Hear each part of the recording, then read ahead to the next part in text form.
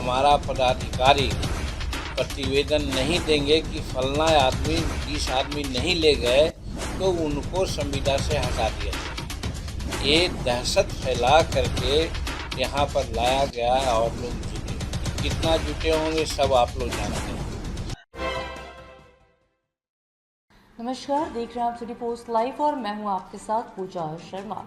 बिहार के पूर्व मुख्यमंत्री जीतन राम मांझी अब बिहार के वर्तमान मुख्यमंत्री नीतीश कुमार के खिलाफ रणनीति बना रहे हैं। बताते चले आपको कि बीते दिनों जनता दल यूनाइटेड और नीतीश कुमार ने भीम संसद का आयोजन किया था और अब ऐसे में विपक्ष के नेता दलित महादलित के जो बड़े नेता है बिहार के पूर्व मुख्यमंत्री जीतन राम मांझी वो नीतीश कुमार के खिलाफ धरना प्रदर्शन करने जा रहे हैं। पटना में 5 तारीख को नीतीश कुमार के खिलाफ धरना प्रदर्शन करने जा रहे हैं बिहार के पूर्व मुख्यमंत्री जीतन राम मांझी और नीतीश कुमार को लेकर हवन भी करवाएंगे। बता दें आपको कि नीतीश कुमार स्वाहा कहकर हवन करवाते हुए नजर आएंगे 5 तारीख को पूर्व मुख्यमंत्री जीतन राम मांझी। इसी के साथ साथ आने वाले दिनों में एक बड़ा महादलितों का सम्मेलन भी करने जा रहे हैं पूर्व मुख्यमंत्री जीतन राम मांझी। जानकारी देते हुए क्या कुछ कहते हुए नजर आ रहे हैं जीतन राम मांझी, छोड़े जाते हैं आपको उनके बातों के साथ। का स्वागत है। स्वागत के साथ साथ आज हम एक वैसे मुद्दा पर आप लोगों से बात करना चाहते हैं जिस मुद्दा के बारे में वर्तमान मुख्यमंत्री नीतीश कुमार जी बहुत ढोल पीट रहे हैं कि हम शेड्यूल कास्ट के दलित के हिमायती हैं।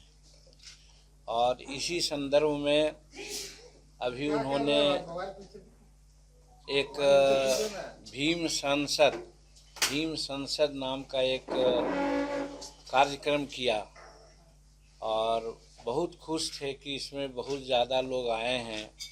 और देखिए कि शेड्यूल कास्ट या महादलित किसके साथ है।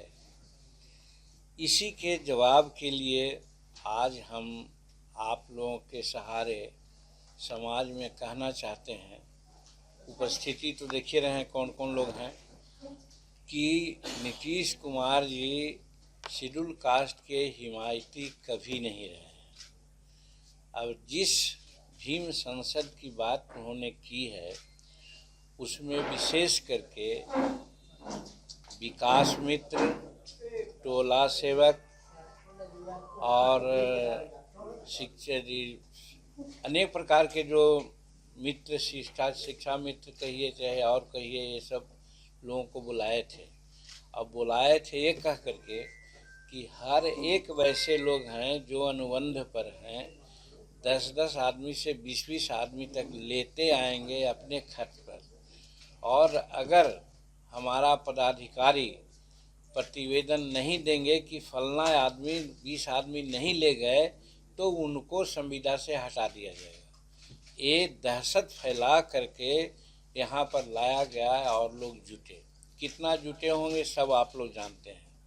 तो कहने का मतलब भीम संसद का ये मकसद कभी नहीं है कि हम शेड्यूल कास्ट को दहशत में रखें, दिशत में डालें। एक चीज़। दूसरी बात हम एक कहना चाहते हैं कि हमारे विकास मित्र, टोला सेवक और प्रकार के जो लोग हैं उन लोग गलतफहमी में नहीं रहें कि इन लोगों की नियुक्ति नीतीश कुमार ने की थी, इन लोगों को संविदा पर नीतीश कुमार ने रखा था।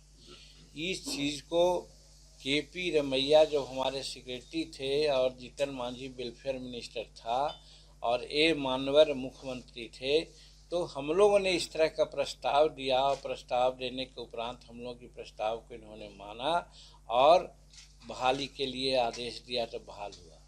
कहने का मतलब ये है कि ये विकास मित्र और टोला सेवक या मरकजी तालीम मरकजी जो है वो इन लोगों का नाम तक के नहीं जानते थे। ये सबको हम लोगों ने ईजाद किया और ख़ास करके वो केपी रमैया साहब जो IAS अफसर थे उन्होंने ईजाद किया और उसी के आधार पर हुआ। हम लोग तो यहाँ तक के किया था कि 9000 विकास मित्र को बहाल करना था और जब मैट्रिक पास कैंडिडेट नहीं मिले और महिला को हम लोग आरक्षण दी, महिला बोल रहे हैं, हम लोगों को उस समय 50% महिला का आरक्षण दिया था विकास मित्र और टोला सेवक में। उसमें महिला को क्वालिफिकेशन हम लोग डाउन किया था कि जो महिला नाम लिखना तक जानती है उनको हम विकास मित्र में बहाल करेंगे, और 8वां पास और नाम लिखने वाली महिला भी बहाल हुई है जो आज यहाँ पर है।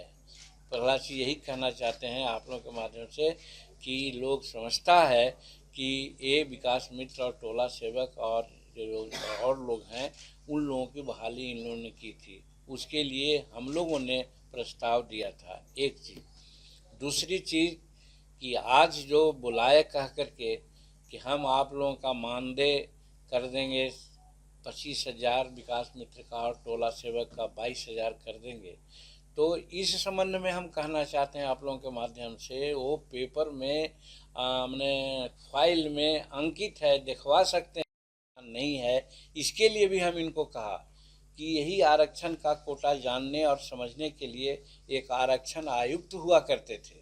आरक्षण आयुक्त यहाँ बहाल थे जो देखते थे, और आपके राज में आने के बाद आरक्षण आयुक्त कहाँ चला गया पता नहीं है। तो यही तो इनका दलित प्रेम है, दलितों के प्रति बात करना चाहते हैं, कहते हैं कि हम बहुत बात करना चाहते हैं, तो आखिर आरक्षण नहीं देंगे। आरक्षण के बारे में आरक्षण आयुक्त कहाँ आरक्षण है नहीं है ये जानने के लिए आयुक्त था, उस पद को भी इन्होंने गायब कर दिया। एक चीज़, दूसरी चीज़ 2017 में ये हम कहना चाहते हैं कि अगर आरक्षण का क्वांटम अगर 7% है जैसा मोहरी लाल कमीशन जी ने कहा था, हम समझते हैं कि ठीक है 1% बढ़ा होगा, 8% होगा या 9% होगा, लेकिन उसमें एक विशेषता है कि क्लास 4 में 16% के बजाय 25 या 30% शेड्यूल कास्ट का रिजर्वेशन है।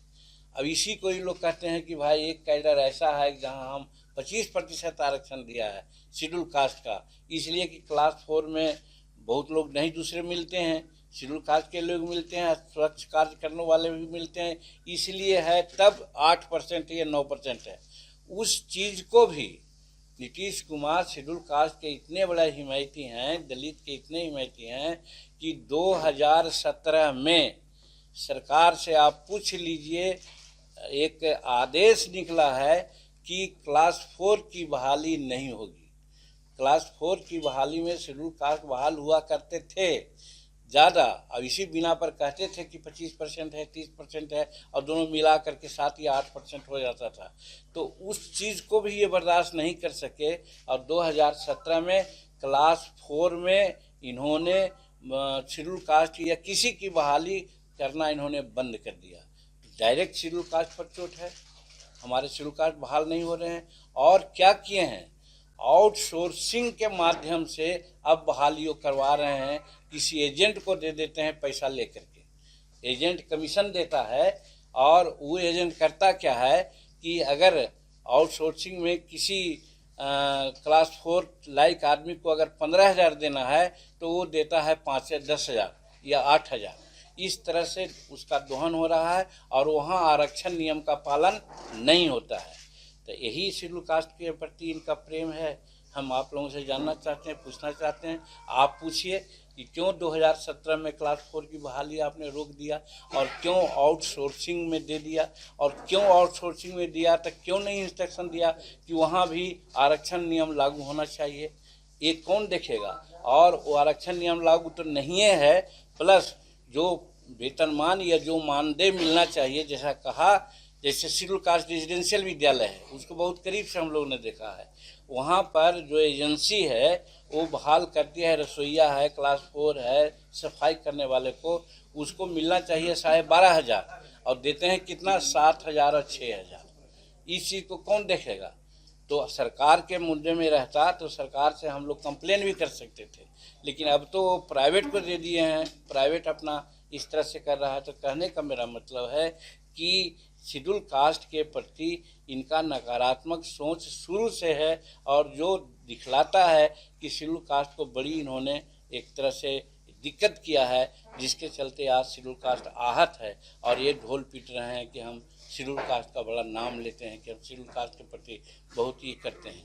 और फिर आगे की बात मैं इसमें बोलना चाहता हूँ कि ऐसे तो बहुत समय पर हमने बोला है कि राष्ट्रपति महामहिम मुर्मू साहिबा आई थी यहाँ पर, और ये शायद चौथा कृषि मैप की कोई मीटिंग हो रही थी, उसमें इन्होंने महामहिम राष्ट्रपति जी को कहा एड्रेस करते हुए कि जब ये कुछ नहीं थी तो कागज लेके मेरे पास आती थी, हम भारत सरकार के मंत्री थे, तो बहुत सा काम इनका किया है कि नहीं। इनको हम समझते हैं कि अगर शेड्यूल कास्ट शेड्यूल ट्राइब्स के अलावा अगर कोई राष्ट्रपति होता तो शायद ये नहीं बोल सकते थे। ये शेड्यूल कास्ट शेड्यूल ट्राइब्स के प्रति इनकी जो दुर्भावना है, जिसके चलते ही महामहिम राष्ट्रपति जी के सामने उन्होंने ऐसा बोला है, जो रिकॉर्ड में है, आप लोग भी जानते हैं। यही दलित प्रेम है, यही शेड्यूल कास्ट का प्रेम है, जो हम जानना चाहते हैं, पूछना चाहते हैं, आप लोगों के माध्यम से यही हम प्रदर्शित करना चाह रहे हैं। और फिर अपना मंत्री को तो इन्होंने भला बुरा कहा, आप सब जानते हैं। अगर सही है कि मन बोलते समय जिस प्रकार से हमारा माइक छीन लिया गया उनका, अगर हम तो बर्दाश्त नहीं कर सकते थे। हम तो यही कहना चाहते हैं कि अगर तनी भी शेड्यूल कास्ट का उनके पास सेंस है तो उनको मंत्रिमंडल से इस्तीफा दे देना चाहिए।